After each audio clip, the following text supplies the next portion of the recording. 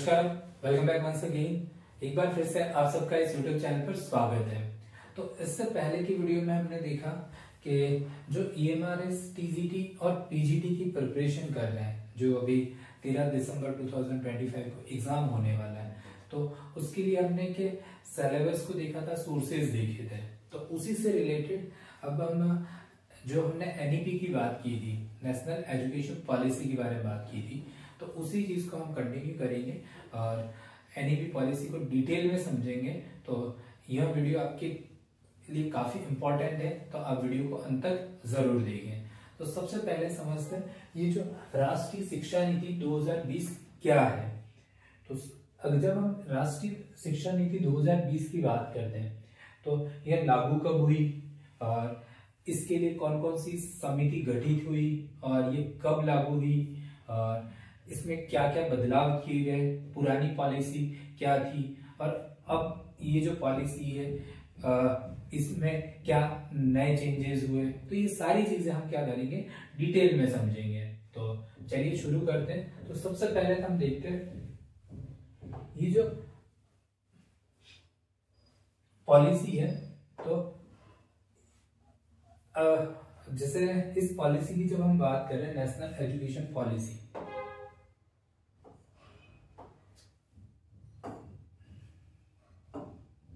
National education policy 2020, तो इससे पहले जो हमारे पास पॉलिसी एजुकेशन पॉलिसी थी तो वो कौन सी थी, 1986। और इससे पहले जो फर्स्ट एजुकेशन पॉलिसी हमारे पास इंट्रोड्यूस करवाई थी वो 1968 में। तो ये कौन सी है, फर्स्ट,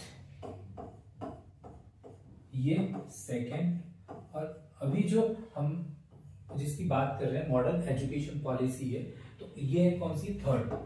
तो ये भी हमें जनरली पता होना चाहिए, ठीक है। थोड़ा सा हम और डिटेल में अगर समझें तो 1968 में पीएम कौन थे, तो उस समय पीएम थी श्रीमती इंदिरा गांधी, श्रीमती इंदिरा गांधी, ठीक है। और 1986 में श्री राजीव गांधी,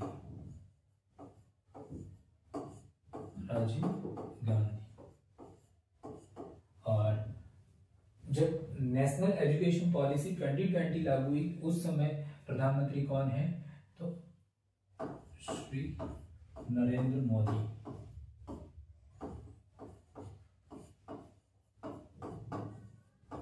ठीक है। तो ये तो हमने थोड़ी इसकी हिस्ट्री के बारे में बात की। अब ये जो पॉलिसी कितने वर्षों के बाद लागू हुई है, जो नेशनल एजुकेशन पॉलिसी 2020 की जब हम बात कर रहे हैं तो कितने वर्षों के बाद लागू हुई है, 34 वर्षों के बाद, 34 इयर्स के बाद क्या हुई है, लागू हुई है, 34 ईयर हो गए, ठीक है। तो ये बेसिक चीज है जो आपको क्या करना है, ध्यान रखना है। इसके बाद अगर हम इसकी बात करें कि इस पॉलिसी का उद्देश्य क्या है, तो इस पॉलिसी का उद्देश्य क्या है कि 21वीं सदी की के अनुसार जो शिक्षा प्रणाली है तो उसको आधुनिक, इसका जो उद्देश्य अगर हम बात करें, उद्देश्य तो 21st सेंचुरी के अकॉर्डिंग मॉडर्न इंक्लूसिव, मतलब समावेशी, ठीक है, और स्किल बेस्ड बनाना है। क्या है, स्किल बेस्ड, कौशल आधारित, कौशल आधारित,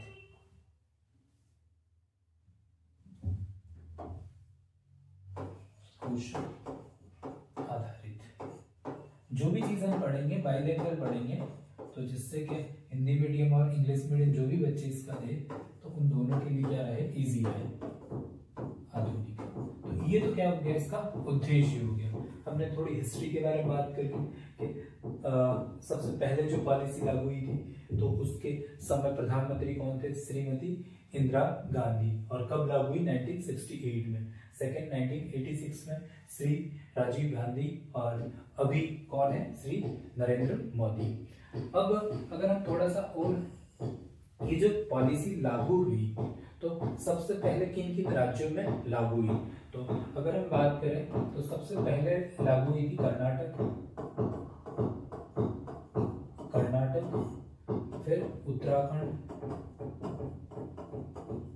ठीक है, और एक एमपी। और अगर हम ईएमआरएस स्कूल्स में बात करें तो 22 और 23 में।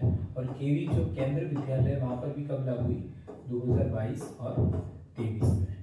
तो ये बेसिक चीजें आपको क्या करनी है? ध्यान रखनी है। क्लियर है? तो यहाँ तक हमने चीजें देखी। अब हम बात करते हैं समिति के बारे में कि कौन कौन सी समिति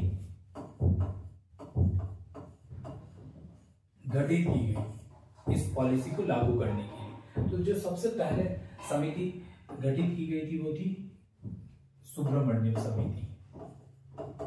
सुब्रमण्यम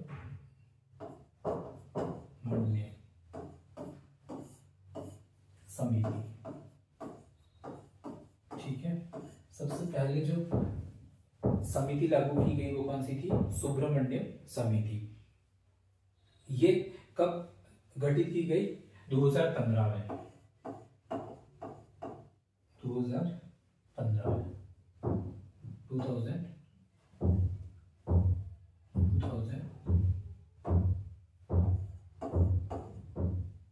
सॉरी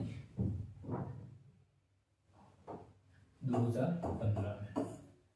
ये जो समिति गठित की गई वो कब की गई?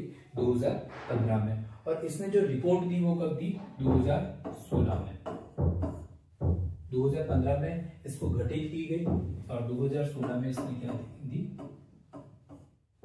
गठित, और 2016 में इसने क्या दी? रिपोर्ट दी। लेकिन जो इसके अध्यक्ष है उनकी क्या हो जाती है? 2017 में मृत्यु हो जाती है। तो फिर ये क्या हो जाती है? समिति काम करना मतलब बंद हो जाती है, ठीक है। इसके बाद अगर हम बात करें, नेक्स्ट है दूसरी समिति गठित की गई 2017 में। कब की गई? 2017 में। और इस समय इसके अध्यक्ष कौन थे? कस्तूरी रंगन। के कस्तूरी रंगन। ये कौन है? इसरो के पूर्व चीफ, इसरो के पूर्व अध्यक्ष, इसरो के पूर्व अध्यक्ष। क्लियर है? जब इस समिति का गठन किया गया इसमें 9 सदस्य थे और एक मात्र इसमें महिला थी। एक मात्र महिला सदस्य थी। महिला सदस्य, उनका नाम क्या था? मणि, डॉक्टर मणि मनीषा। मणि मनीषा ये क्या है? एक मात्र महिला। क्लियर है? तो ये तो क्या हो गया इसका, थोड़ा सा हमने देखा कि इसमें कौन कौन। अब इसको पेश कब किया गया? ये जो एनईपी पॉलिसी है इसको पेश कब किया गया? इसको पेश कब किया गया था? इसको पेश किया था 15 मई 2019 को। 15 मई 2019। और मंजूरी इसको कब मिली? इसको मंजूरी मिली 29 जुलाई 29 जुलाई 2020। 29 जुलाई 2020 को इसको क्या मिली? मंजूरी मिली। इसके बाद लागू करने की तिथि है, इसको लागू कब किया गया? 2021 और 2022 में। 2021 और 22 में इसको क्या कर दिया? चरणबद्ध रूप से क्या कर दिया गया? लागू कर दिया गया। 21, 22 और 23 इस तरीके से इसको प्रथम चरण, द्वितीय चरण और तृतीय चरण में इसको चरणबद्ध तरीके से लागू कर दिया। तो सबसे पहले जो प्रथम चरण में लागू करने वाले राज्य कौन से थे?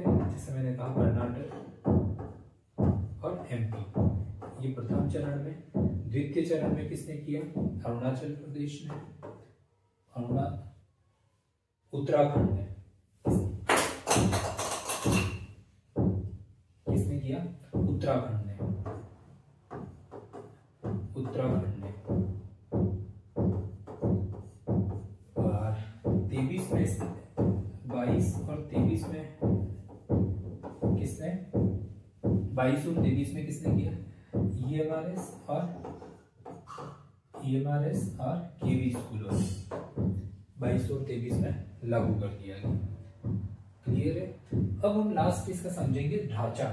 इसका ढांचा किस प्रकार का है? तो जो प्रीवियस पॉलिसी थी, कौन सी प्रीवियस पॉलिसी, तो वो तो क्या थी? 10+2।